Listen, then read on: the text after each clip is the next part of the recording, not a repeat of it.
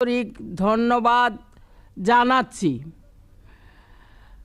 অখণ্ডমণ্ডলী মাল্টিভার্সিটি এবং অযাচক আশ্রমের সমবেত উদ্যমে অনুষ্ঠানগুলি হচ্ছে।